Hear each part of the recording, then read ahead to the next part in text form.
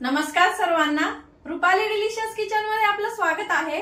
आज आपण पारंपरिक पद्धतीचं असं डाळ वांग बघणार आहोत आणि त्याला थोडासा टच आहे, कारण पुढे सांगते मी कारण। तर करायला अगदी सोपं आहे आणि खायला एकदम चविष्ट आहे। चपाती भाताबरोबर, भाकरी बरोबर, कशा बरोबरही पटकन करू शकता। वेगवेगळी भाजी डाळ करायची गरज पडणार नाही। तर मग चला साहित्य बघूया आणि रेसिपीला सुरुवात करूया। इथं आपण तुरीची डाळ घेतली आहे, 15 ते 20 मिनिटं झाले मला भिजत टाकून। वांगी घेतली आहे, तुमच्या घरात माणसं किती आहे त्याप्रमाणे वांगी आणि डाळीचं प्रमाण ठरवा। मी इथं अर्धी वाटी डाळ घेतलेली आहे, अर्धी वाटीला थोडीशी। पुढं फोडणीसाठी इथं मोहरी, जिरं, हा आमचा घरगुती लाल मसाला आहे आणि घरगुती काळा मसाला। तुम्ही ऑनलाईनही ऑर्डर देऊ शकता, तुम्हाला दोन्ही मसाले ऑनलाईन भेटून जातील। धना पावडर, हळद, चवीपुरतं मीठ आणि कढीपत्ता घेतलाय फोडणीसाठी आपण इथं। तर आपल्याला यामध्ये वाटण करण्यासाठी थोडीशी 2 चमचे भर मी इथं खोबऱ्याचे तुकडे घेतले, एक अर्धा इंच आलं घेतले, लसणाच्या अर्ध्या पाकळ्या आपल्याला वाटणामध्ये टाकायच्या आहे आणि अर्ध्या पाकळ्या ठेचून टाकायच्या आहे। मी इथं 8 ते 9 पाकळ्या घेतल्या आहे। कांदा, टोमॅटो आणि तो टच म्हणजे टोमॅटोचे। पारंपरिक पद्धतीच्या डाळ वांग्यामध्ये आधी टोमॅटो नव्हते टाकत, म्हणजे आमच्या इथं तरी नव्हते टाकत, पण मी टाकते तर खूप छान चव येते। एकदा ट्राय करून बघा। आणि कोथिंबीर घेतलीये, तर अर्धी कोथिंबीर आपल्याला वाटणामध्ये टाकायची आहे, दाखवते मी पुढं। तर आपण इथं आता वांगे कट करून घेणार आहे आणि वांग्याच्या आपल्याला 4 फोडी तयार करायच्या आहे। खूप जास्त वांग आपल्याला बारीक कट करायचं नाही, नाहीतर डाळीमध्ये शिजताना वांग असं खूप गाळ होऊन जाईल आणि अख्खं वांग असं दिसणार नाही। तुम्हाला वांग अख्खं नसेल तर तुम्ही एकदम बारीक कट करू शकता। मला अख्खं हवंय, त्यामध्ये छान दिसतं, खायला पण छान लागतं, त्यामुळे मी एका वांग्याच्या 4च फोडी तयार करणार आहे। तर हे बघा, असं एका वांग्याच्या आधी 2 करायच्या फोडी आणि 4च करते मी।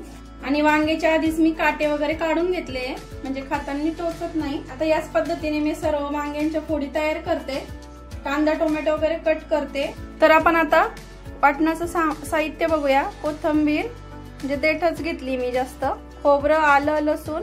आता एकदम बारीक वाटण तयार करायचंय आपल्याला, खूप जास्त वाटण पण लागत नाही, कारण आपली आपण डाळ टाकणार असतो त्याच्यामध्ये, त्यामुळं पाण्याचा पण वापर करायचा नाही आपल्याला इथं वाटण वाटताना।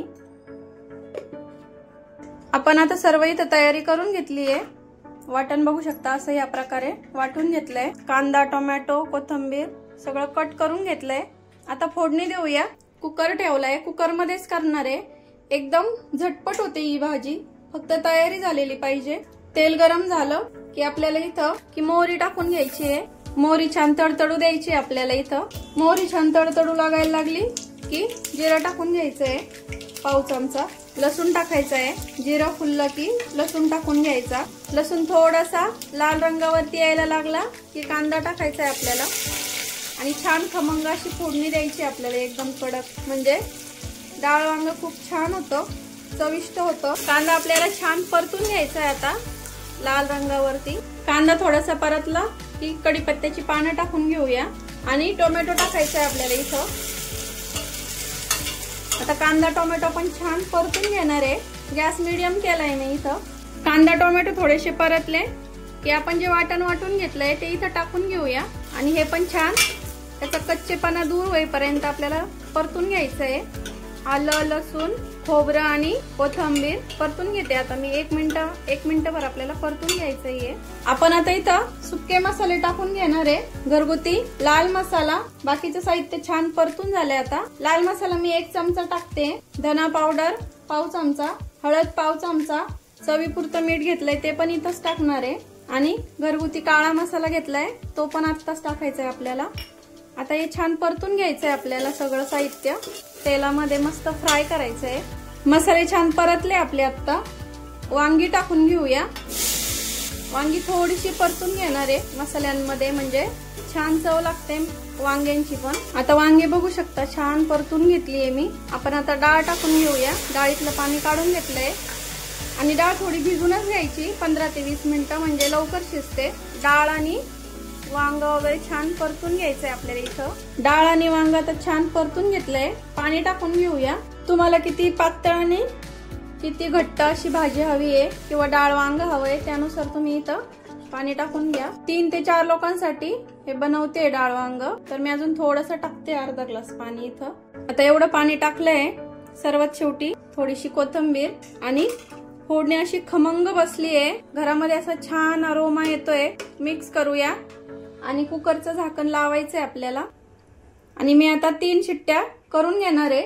तुमच्या कुकरच्या किती शिट्ट्या झाल्यावर डाळ शिजते त्यानुसार तुम्ही कुकरच्या शिट्ट्या करून घ्या। कुकर थंड झालाय, 3 शिट्ट्या घेतल्यात मी। तर आता बघूया कसं झालंय आपलं डाळ वांग। मस्त झालंय, खूप जास्त घट्ट नाही, खूप जास्त पातळ नाही झालंय। तुम्हाला अख्खी वांगी आवडत नसतील डाळीमध्ये तर तुम्ही थोडीशी आपली रवीच्या साह्याने किंवा मॅशरच्या साह्याने अशी मॅश करून घ्यायची ती, पण असं छान लागतं। सगळ्यात शेवटी कोथिंबीर। तर आता सर्व करून घेऊया। रंग वगैरे बघू शकता किती छान आलाय। फक्त 2 मसाले वापरले। काळा मसाला यासाठी वापरला की गोडा मसाला आणि काळा मसाला थोडाफार सिमिलर असतो। तुम्ही काळ्या मसाल्याच्या ऐवजी गोडा मसालाही वापरू शकता इथं, पण काळ्या मसाल्याने छान टेस्ट येते। पारंपरिक पद्धतीचा आणि चमचमीत असा चविष्ट डाळ वांग्याची रेसिपी तुम्हाला कशी वाटली कमेंट मध्ये नक्की सांगा। रेसिपी नक्की ट्राय करा। रेसिपी आवडली असेल तर लाईक, शेअर, सबस्क्राईब करायला विसरू नका। रेसिपी नक्की ट्राय करा, कारण घरचं जेवण हे खरंच स्वादिष्ट असतं। अशाच नवीन छान छान रेसिपींसोबत पुन्हा भेटूया। तोपर्यंत बाय बाय।